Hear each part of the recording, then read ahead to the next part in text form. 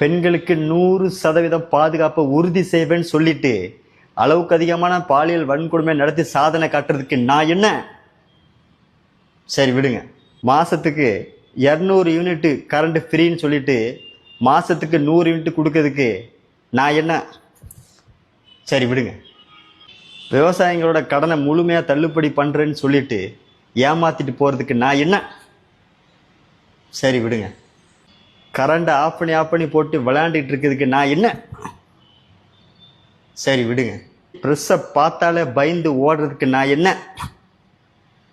சரி விடுங்க. தான் ஆளுங்கட்சி ஆனதுக்கு அப்புறம் கூட எதிர்கட்சியான திமுகவை குறை சொல்ல நான் என்ன? சரி விடுங்க. பாலியல் வன்கொடுமை, கொலை, கொள்ளை என்னென்னமோ நடக்குது, அதை பற்றி ஒரு வார்த்தை கூட பேசாமல் இருக்க நான் என்ன? சரி விடுங்க. மேகதாதுல அணை